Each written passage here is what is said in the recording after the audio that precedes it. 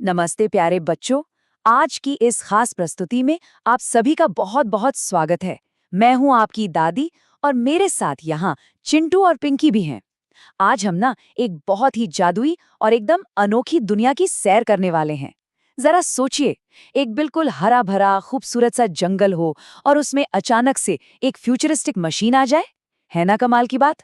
आज के हमारे सफर में जंगल की हरियाली भी है, एक रोबोट का जादू भी है और हाँ, एक बहुत ही प्यारी सी सीख भी छुपी है।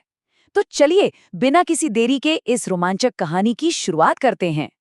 अरे बाप रे, चिंटू पिंकी जरा उधर तो देखो। इस शांत और हरे भरे जंगल में अचानक से पेड़ों के बीच से ये चमकदार मेटालिक रोबोट बंदर कहाँ से आ गया?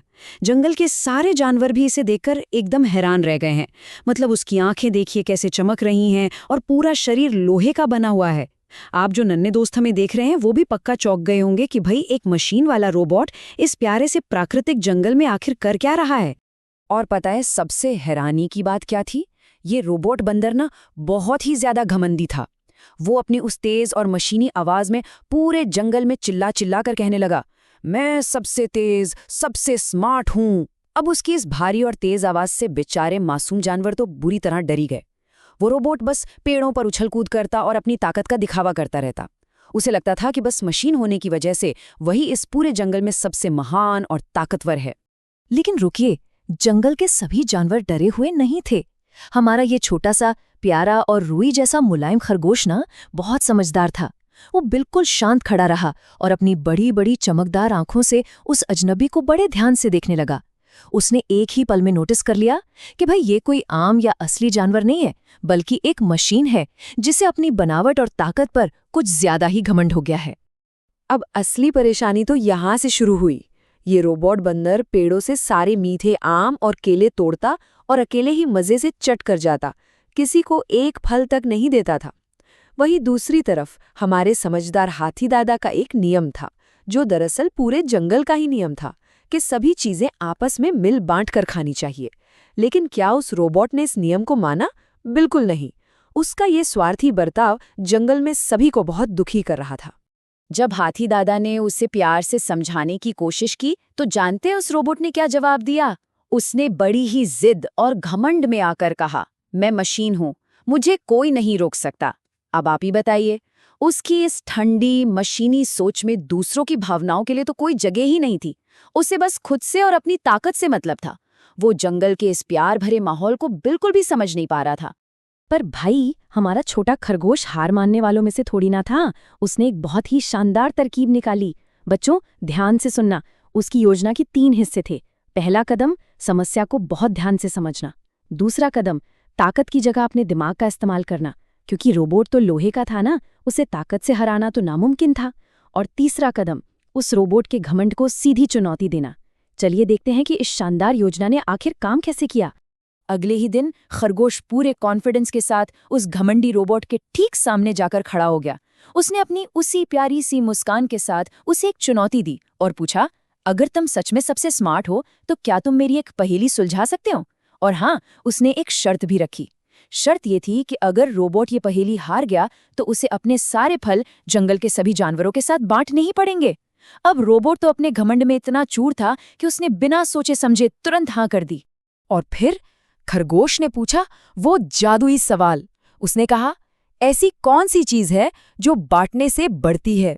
जरा सोचिए तो। मैं यहाँ थोड़ी देर के लिए रुकती हूँ ताकि चिंटू, पिंकी और आप सभी बच्चे जो हमें देख रहे हैं इस बहुत ही जरूरी पहेली का जवाब सोच सकें। दुनिया में ऐसी कौन सी चीज हो सकती है जो हम किसी और को दें और वो हमारे पास कम होने की बजाय और भी ज्यादा हो जाए? लगाइए लगाइए, अपना दिमाग लगाइए। उधर रोबोट का मशीनी दिमाग एकदम तेजी से दौड़ने लगा। उसकी स्क्रीन पे ना अलग अलग शब्द चमकने लगे और वो बड़े अजीब अजीब जवाब देने लगा। क्या वो डेटा है, या शायद बिजली, या फिर खाना? लेकिन उसका एक भी जवाब सही नहीं था। उसकी ये उलझन देखकर जंगल के बाकी जानवर तो जोर जोर से हंसने लगे। रोबोट अपनी पूरी प्रोसेसिंग पावर लगाकर भी इस इतनी सी आसान पहेली को नहीं सुलझा पा रहा था। तब हमारे खरगोश ने बड़ी ही मिठास और प्यार के साथ सही जवाब बताया। उसने कहा, जवाब है खुशी और प्यार। जी हाँ, ये वो खूबसूरत भावनाएं हैं जो दूसरों को देने से कभी ख़त्म नहीं होती, बल्कि कई गुना और बढ़ जाती हैं। जब हम अपना खाना, अपनी खुशी या अपना प्यार किसी के साथ बांटते हैं ना, तो हमारे दिल को जो सुकून मिलता है वो दुनिया में सबसे बड़ा होता है। और ये बात उस मशीनी दिमाग की समझ से बिल्कुल बाहर थी। ये प्यारा सा जवाब सुनकर रोबोट बंदर एकदम चुप हो गया। बच्चों, ये सच में बहुत ही जादुई और भावुक कर देने वाला पल था। उसकी वो जो तेज और चुभने वाली लाइटें थी ना, वो धीरे धीरे एक बहुत ही प्यारी और हल्की रोशनी में बदल गईं। उसका लोहे का सख्त चेहरा भी अचानक से बहुत कोमल और शांत लगने लगा।